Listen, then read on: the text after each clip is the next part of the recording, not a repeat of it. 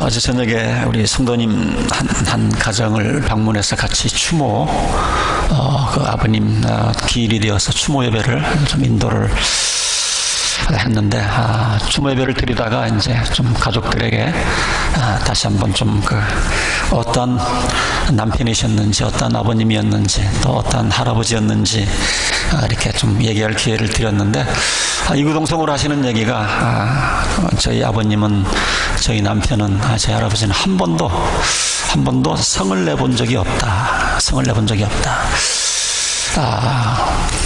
본성이죠. 그분은 태생이, 본성이 화를 못 내시는 그런 분 중에 하나인 것 같습니다. 어떤 분들은 또 정반대로 태생이 그 화를 잘 내는 분들이 있습니다.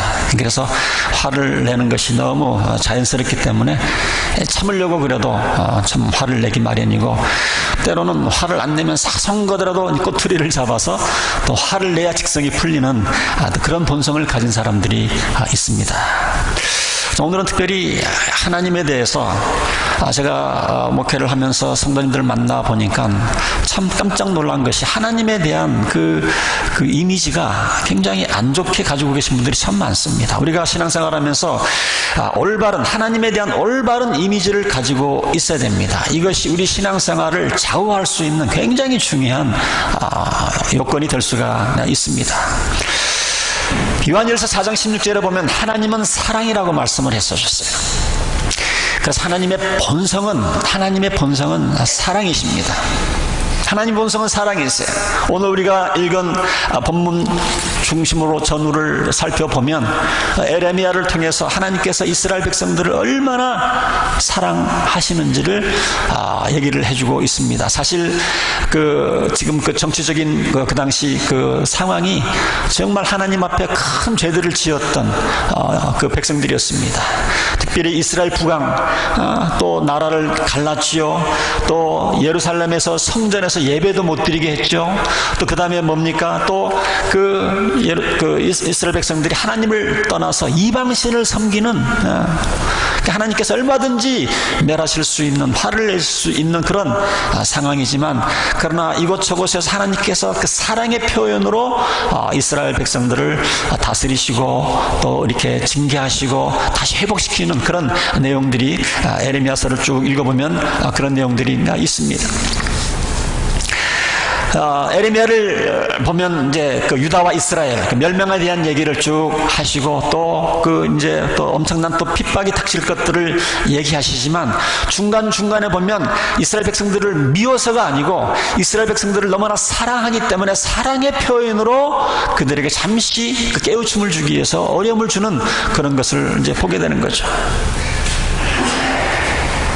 26장 30절 같은 데는 그런 말이 있습니다. 혹시 그들이 그 말을 듣고서 각자 자신의 악한 길에서 돌아설 수도 있지 않겠는가?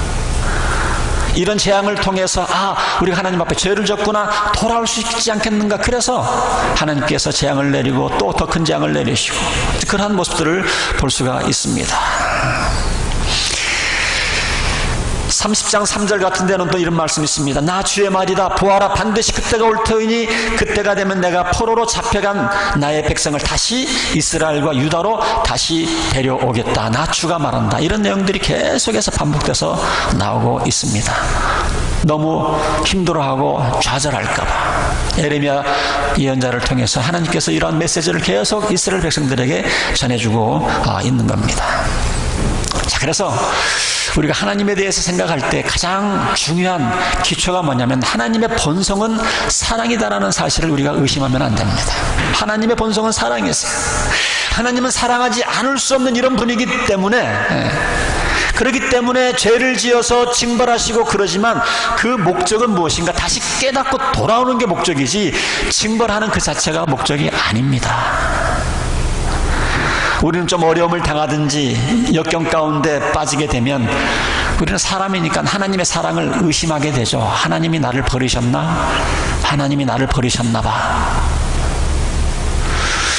그러나 그때마다 꼭 기억해야 될 것은 뭐냐면, 하나님의 본성은 아닙니다. 하나님의 본성은 괴롭히시는 분이 아니에요. 벌만 주시는 분이 아닙니다. 하나님께서는 정말 본성이 사랑하지 않을 수 없는 그런 하나님입니다. 우리가 잘 되기를 원하시는 분이 하나님이세요. 어떤 분들은 구약을 읽으면서 굉장히 하나님에 대한 두려움, 하나님에 대한 의로움, 물론 그런 분들도 있지만, 그러나 가장 중요한 것은 하나님의 사랑이에요.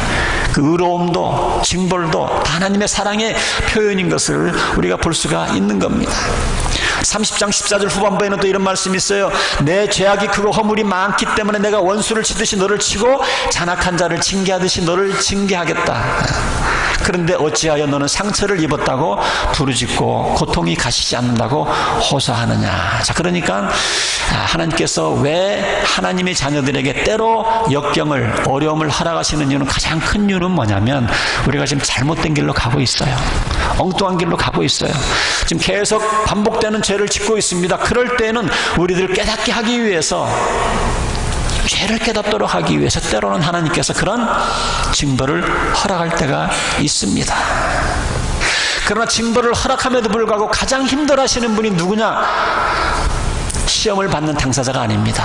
그 징벌을 당하고 있는 그 모습을 보시는 하나님이 더 힘들어한다고 하는 사실을 우리는 기억을 해야 합니다. 그래서 우리가 해야 될 일은 뭐냐면, 그런 하나님께서 이거는 징벌이다 생각이 될 때 빨리 깨닫고 주님 앞으로 돌아오는 겁니다. 우리가 회개하면 그러면 끝이 나는 거예요. 근데 어떤 분들은 계속해서 고집을 피우고 또 고집을 피우고 이러다가 계속 하나님의 지속적인 징벌을 받는 분들도 있습니다. 우리 하나님의 자녀들 좀 힘들고 어려울 때, 징벌이 찾아올 때 첫 번째 기억해야 될 것은 뭐냐면, 혹시 내가 알지 못하는 그 죄를 깨우치기 위해서 하나님께서 이런 어려움, 징벌을 허락하시는 것은 아닌가, 우선 첫 번째로 생각을 해봐야 합니다. 두 번째로는 왜 때로 하나님께서 이유 없는 그런 어려움과 역경을 허락하시는가? 가만 보니까 좀 더 큰 사람이 되어서 더 큰 복을 받아 누리도록 하기 위해서 때로 하나님께서 의도적으로 사람을 훈련시키기 위해서 그렇게 어려움과 역경을 허락하시는 것도 보게 됩니다. 우리가 여러분들 세상에서 바라는 복 많이 있죠. 재물, 건강, 또는 명예, 이런 게 세상에서 바라는 복 아닙니까?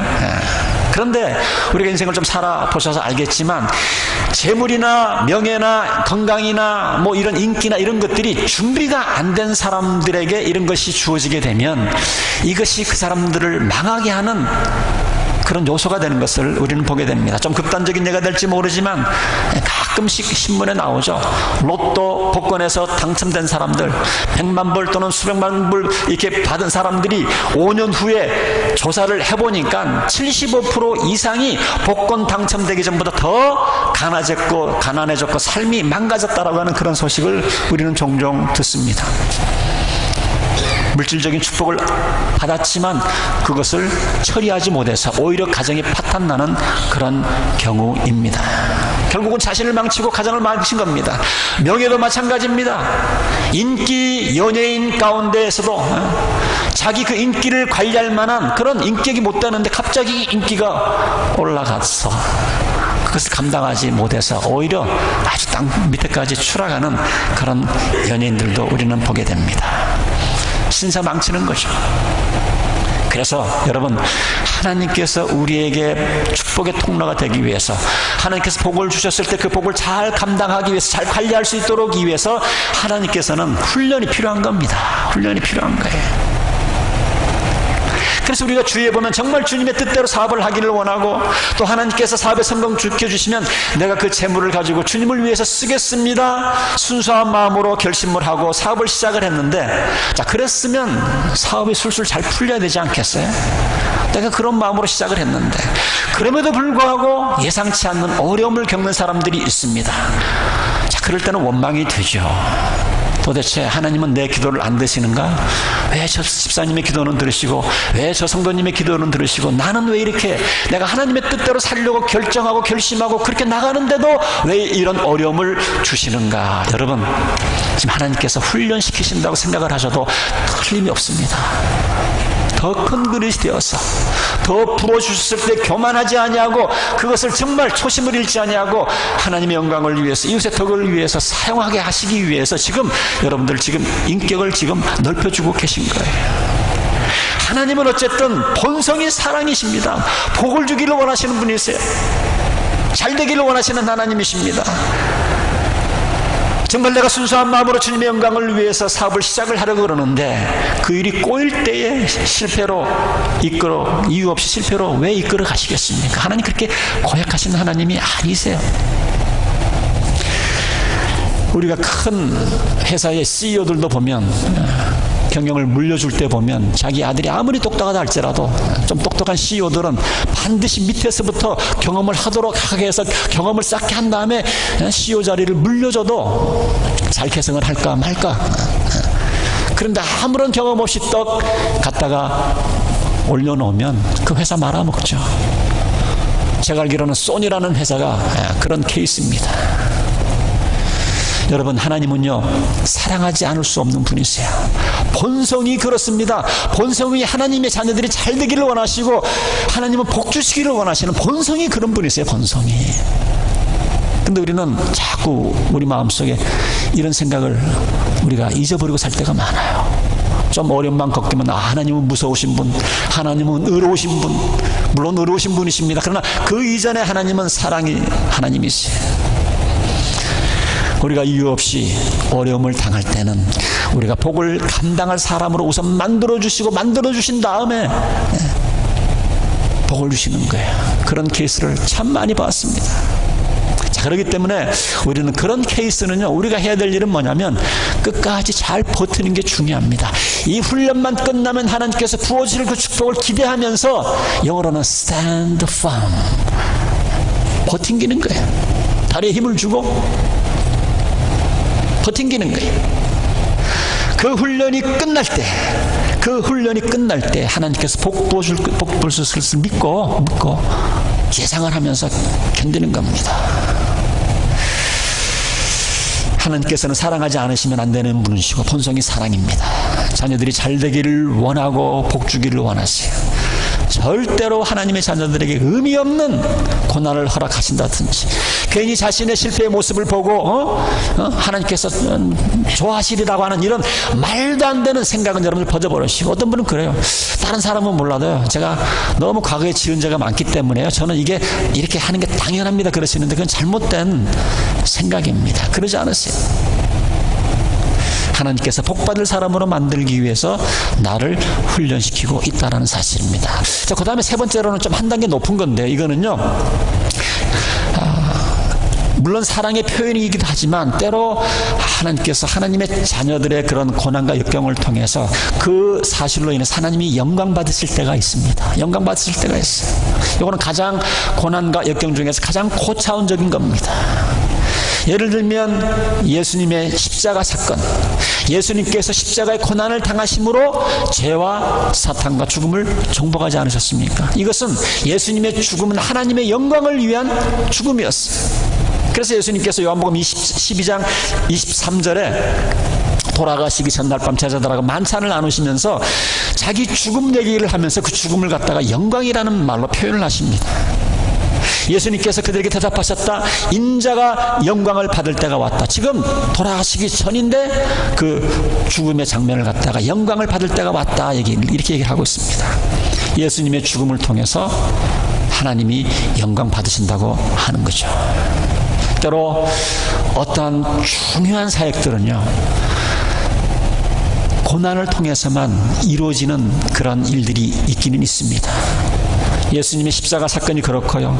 특별히 선교지에서도 보면 선교에 아주 참 난간이 부딪혔을 때에 그럴 때는 어떤 선교사가 순교하든지 아니면 큰 고난을 받음으로써 갑자기 복음의 길이 뻥 뚫리는 것을 보게 됩니다. 우리가 지금 한국이 기독교 나라가 되었는데 수많은 선교사님들이 한국 땅에 피를 뿌렸기 때문에 지금 우리가 이렇게 기독교 국가가 된 것이 아닙니까? 이것은 하나님의 영광을 위한 고난입니다. 선교사뿐만이 아닙니다. 안 믿는 가정에 처음 믿게 된 며느리들 제가 이런 가정을 며느리들 몇 분 봤는데요. 정말 아주 그냥 예수 믿는다고 그래서 아주 그냥 뭐 가족들이 이게 아주 뭐 이렇게 서로 계획을 해서 그 며느리를 골탕 먹이는 그런 모습도 제가 보았습니다. 이 며느리에게는 죄를 지어서가 아닙니다. 뭐 성공을 위해서도 아닙니다. 그 며느리의 고난을 통해서 처음에는 고생을 했지만 여러분 나중에는 10년 후에 15년 후에 20년 후에 시댁 친정들이 다 예수 믿게 되는 그런 것들을 우리가 보지 않습니까? 어떤 경우에는 이런 며느리의 고난이 없으면 그 가문에 그 집안에 복음이 들어가지 않는 그런 경우들도 보게 됩니다. 회사에서도 마찬가지입니다. 예수 믿는다고 왕따 당하고 비수음 당하고 이랬지만 그러나 이 한 사람의 고난을 통해서 이 한 사람의 그 어려움을 통해서 결국은 그 회사에 많은 사람들이 주님 앞으로 돌아오는, 요즘 연예계에도 마찬가지입니다. 연예계에도 몇 사람이 이렇게 헌신된 사람으로 인해서 많은 연예인들이 주님 앞으로 돌아오는 그런 간증들을 우리는 많이 보게 됩니다. 때로는 하나님의 어떤 사역은요, 고난을 통해서만 이루어질 수밖에 없는 이런 하나님의 사역이 있습니다.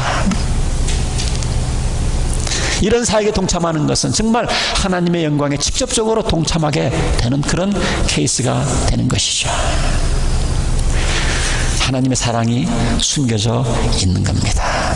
그러나 한 가지 틀림없는 것은 우리가 하나님의 자녀라고 그런다면, 여러분들이 하나님의 자녀가 아니라고 그런다면 걱정하셔야 돼요. 내가 왜 이렇게 어려움이 있지? 내가 왜 이런 고난을 당하지? 그러나 여러분들이 하나님의 자녀가 틀림이 없다라고 그런다면 결국은 여러분들 잘 되게 되어 있습니다.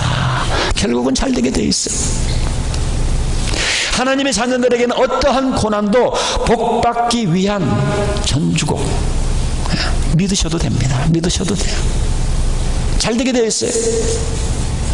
왜냐하면 하나님의 본성은 복 주시기를 원하시는 하나님, 사랑을 하지 않을 수 없는 분이기 때문에 그렇습니다. 본성이 그러셔서, 본성이 그러셔서. 여러분 우리 주위에도 본성이 그런 사람들은 화를 못 내는 사람 못 냅니다. 우리 하나님의 본성 복 주시기를 원하십니다. 자, 그렇기 때문에 우리가 하나님의 자녀들이 겪는 그 고난과 역경이 왔을 때 우리들이 해야 될 일이 뭐냐면, 그때가 정말 여러분들이 믿음을 발휘할 때입니다. 안타까운 거는요, 이때가 믿음을 발휘할 때인데 세상 사람들하고 똑같이 그냥 절망해가지고 고개 숙이고 다니고 의기소침해가지고 그러는 분 볼 때는 너무 안타까워요. 그래서 우리가 이런 고난 가운데 있을 때 우리가 해야 될 일은 뭐냐면, 앞으로 이제 잘 될 것이라 믿고 지금 그 상황 속에서 꾸준히 해야 될 일들 하면서 앞으로 이루어질 것처럼 행동하는 것이 중요합니다. 여러분, 지금 우리가 시간이 없어서 31장만 읽었지만요, 그 30장 또는 29장이 쭉 내려가면요, 지금 이제 이제 유대 나라가 망하면 북이스라엘님이 망했고 유다님이 망하면 이제 진짜 이스라엘 백성들이 다 이제 망하게 되는 겁니다. 지금 이스라엘 백성들이 망하기 1년 전이에요. 지금 이제 바빌로니아가 예루살렘을 포위하고 있을 때에 하나님께서 예레미야에게 무슨 얘기를 하신 줄 아십니까? 어떻게 보면 굉장히 엉뚱한 얘기일지 모르지만 32장 6절 같은 데 보면 하나님께서 예레미야에게 이런 말씀을 하세요. 자, 주님께서 나에게 말씀하셨다. 너의 숙부 살룸의 아들 하나멜이 너에게 와서 아나돗에 있는 그의 밭을 너더러 사라고 하면서 그 밭을 유산으로 살 우선권이 너에게 있기 때문에 내가 그것을 사야 된다. 여러분, 지금 이제 바빌론으로 포위당해서 이제 끌려가면 언제 다시 나라가 회복될지 모르는 그런 상황 속에서 하나님은 예레미야에게 땅을 사라고 얘기를 해요. 땅을. 여러분 한국에도 보니까 부자된 사람들 가만 보니까 미리 어느 지역에 이제 뭐가 큰 것이 들어오니까 땅을 사놔라 그래가지고 미리 땅 사고 조금 있다 보니까 그 땅값이 뭐 그냥 수십 배로 올라가지고 땅 부자된 사람 얼마나 많이 있습니까? 근데 지금 에레미야 32장에 보면 그런 사건이 나타나는 거예요. 다시 돌아올 거다. 그러니까 미리 땅을 사놔라. 땅을 사놔라. 나라가 멸망하기 일보 직전인데 지금 땅을 미리 사놓으라는 얘기입니다. 전쟁으로 황폐해져서 나중에 돌아와서 전혀 쓸모없는 땅이 될 수도 있는데, 돈을 내고 땅을 산다는 거 이거는 나중에 화폐 계획하거나 옛날 돈 모은 거하고 똑같은 거잖아. 아무 쓸데없을 수도 있는데, 그러나 예레미야에게 하나님께서 그런 말씀을 주신 겁니다. 32장 25절에 보면 주 하나님 어찌하여 주님께서는 이 도성이 이미 바빌로니아 군대의 손에 들어가게 되었는데도 저보고 돈을 주고 그 밭을 사러 가는 이유가 무엇입니까? 무엇입니까? 하나님께서 뭐라고 말씀하십니까? 내가 다시 너희들 이 땅으로 돌아오게 할 거야. 그러니까 그때를 위해서 미리 땅을 사놓으라고 하는 겁니다. 먼저 행동으로 내보이라고 얘기를 해주고 있습니다. 이게 믿음입니다, 여러분. 지금 현재는 포로로 끌 수밖에 없는 그런 상황이지만 다시 하나님께서 돌아오게 하실 것을 믿고 미리 땅을 사놓는 거예요. 그래서 우리에게도 어떤 역경과 시련이 닥칠 때 그것만 바라보지 마시고 이제 이것을 이겨냈을 때 하나님께서 어떤 복을 주실 것을 아시고 그 말씀을 붙들고 이미 이루어진 것처럼 행동하는 게 믿음입니다, 여러분. 그게 믿음이에요. 구약 성경에 보면 강이 갈라지는 두 번 얘기가 나옵니다. 한 번은 홍해가 갈라졌는데 그 홍해는요 이미 모세 지팡이를 해서 딱 갈라놓고 하나님이 건너가게 하셨어요. 또 하나 강을 건넌 기적을 이스라엘 백성들이 체험을 했는데 여호수아의 인도로 요단강을 건너서 그 가나안 땅으로 들어갈 때 그때는 물이 흐르고 있었어요. 물이 흐르고 있었어요. 여호수아 3장 15절 16절에 보니까 요단강까지 왔을 때는 마침 추수기간이어서 제방까지 물이 가득 차 올랐다고 그랬어요. 그 괴를 맨 제사장들의 발이 요단강 물가에 닿았을 때, 그러니까 물이 그치고 물이 갈라진 다음에 간 것이 아니라 물이 흐르고 있을 때에 괴를 메고 제사장들이 앞장서서 물을 내딛었을 때 물이 멈추게 된 것을 보게 됩니다. 자, 그래서 우리가 공경에 빠졌을 때 하나님이 도우시는 방법이 두 가지라는 사실을 우리는 배우게 됩니다. 하나는 하나님이 딱 갈라놓고 건너가라고 하실 때가 있고, 아니면 요단강을 가르듯이 내가 믿음으로 첫걸음을 딱 디딜 때에 문이 열릴 때가 있다는 사실을 여러분들이 기억하셔야 돼요. 내가 임의로 하나님이 이러셨다 이러는 것이 아니고 하나님의 분명한 약속의 말씀이 있으시면 그 약속의 말씀을 붙잡고 아직 이루어지지 않았지만 이루어진 것처럼 첫걸음을 내디딜 때에 그 강은 갈라질 줄로 믿습니다, 여러분. 그런 믿음이 필요해요. 그런 믿음이.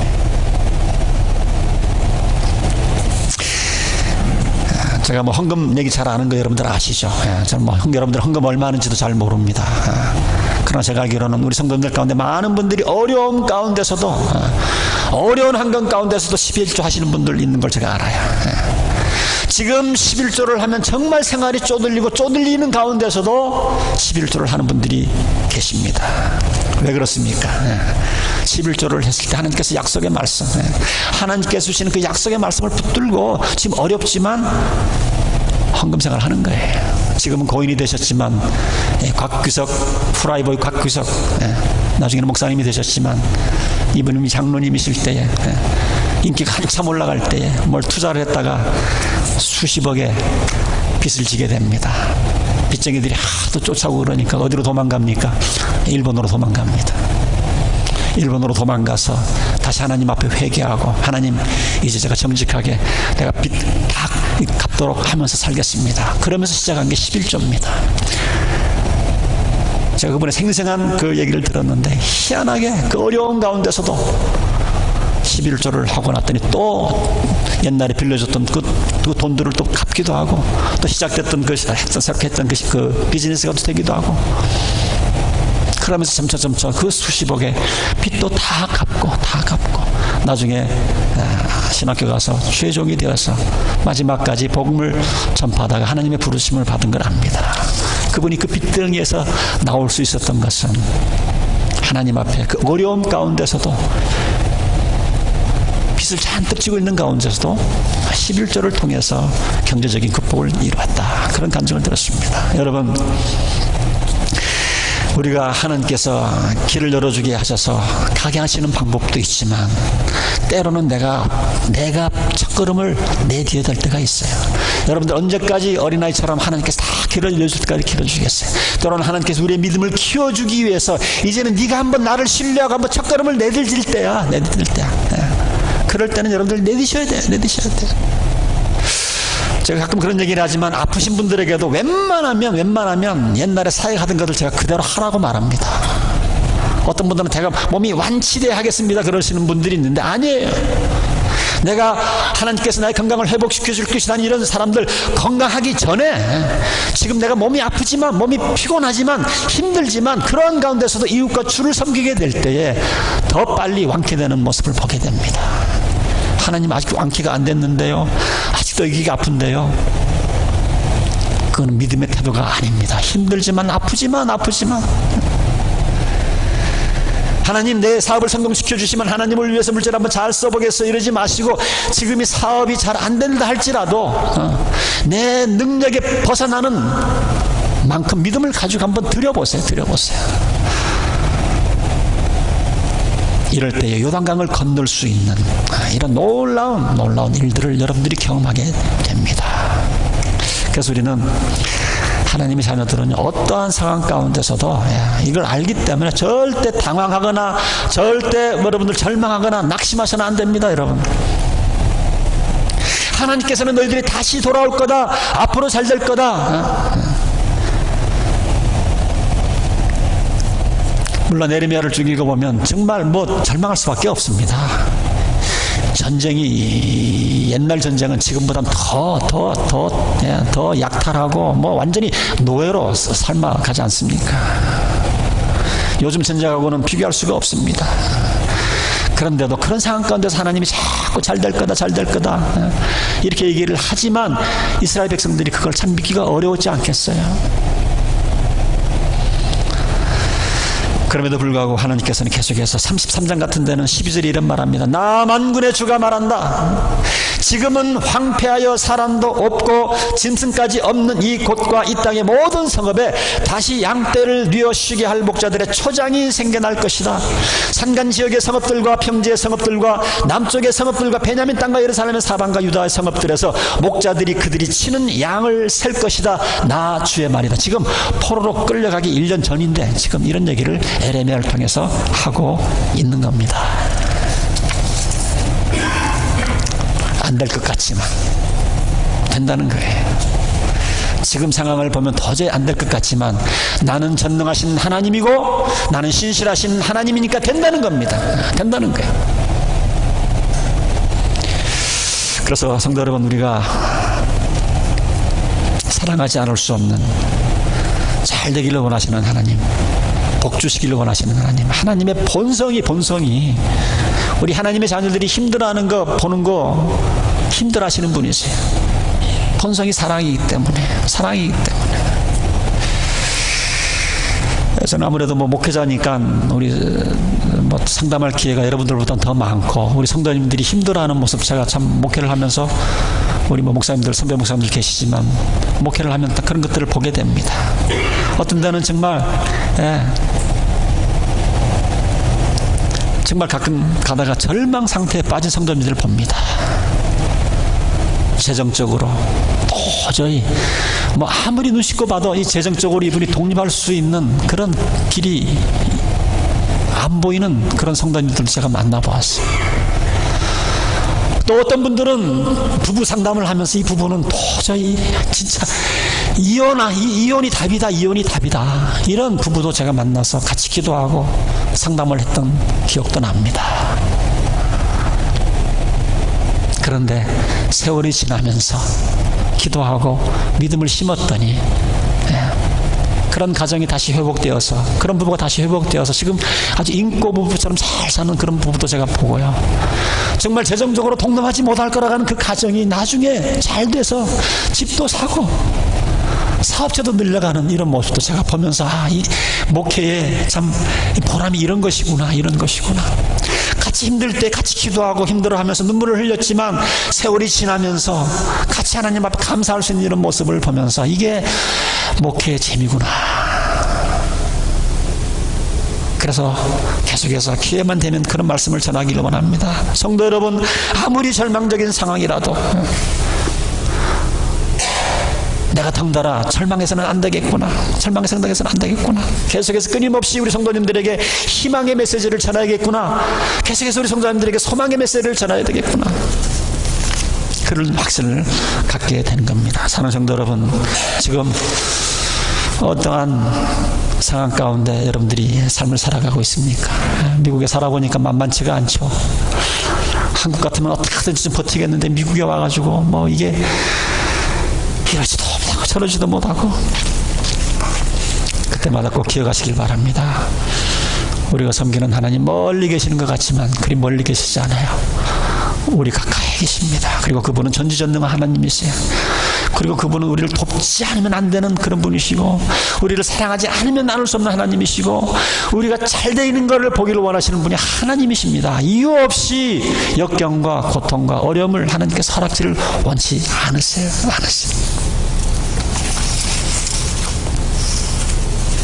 사도 바울은요, 이 사실을 깨닫고 로마서 11장 33절에 이런 얘기를 해요. 하나님의 부유하심은 어찌 그리 크십니까? 사도 바울도 산전수전 다 겪은 사람이거든요. 다 역경을 헤치고 나온 사람인데 그것을 깨닫고 하는 말이 로마서 11장 33절. 하나님의 부유하심은 어찌 이리 크십니까? 하나님의 지혜와 지식은 어찌 그리 깊고 깊으십니까? 그 어느 누가 하나님의 판단을 헤아려 할 수 있으며 그 누가 하나님의 길을 더듬어 찾아낼 수 있게 했습니까? 우리는 할 수 없지만요, 하나님은 하세요. 사실 우리 집사님들이 지금 가장 고민하는 게 우리 성도님들한테 얘기를 해야 되나 말아야 되나 그러는데, 올해 초부터 지금 재정적으로 조금 압박을 받고 있습니다. 당장 살림을 사는 우리 집사람들에게는 어렵죠. 그래서 제가 집사람들한테 늘 격려합니다. 더 기도하고 더 열심히 하자.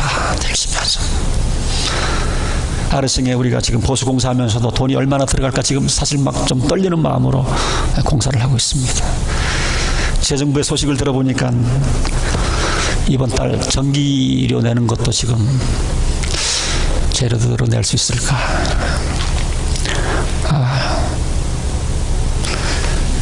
우리 하나님에게는요, 신앙인들에게는 이런 위기가 기회입니다.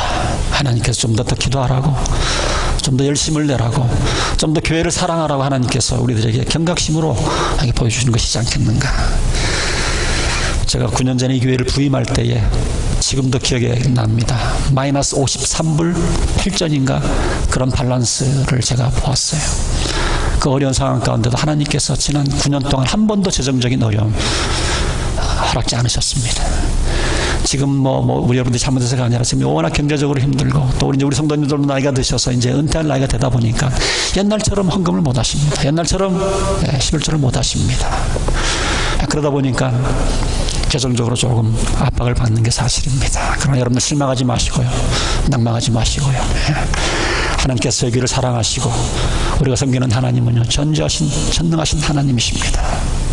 사랑하는 성도 여러분, 혹시 여러분들 해결되지 못한 어떤 신분의 문제, 해결되지 못한 어떤 직장의 문제, 해결되지 못한 어떤 사업체의 문제, 해결되지 못한 어떤 자녀들의 문제, 해결되지 않은 어떤 건강의 문제 여러분 있습니까? 하나님을 바라보시기 바랍니다. 하나님을 바라보시기 바랍니다. 그리고 하나님께서 무슨 일을 어떻게 행하실지를 믿음을 가지시고 좌절하지 마시고 낭망하지 마시고 어떤 상황 가운데서도 하나님을 찬양하며 믿음 생활을 통해서 하나님 앞에 영광 돌릴 수 있기를 주님의 이름으로 축원드립니다. 기도하겠습니다.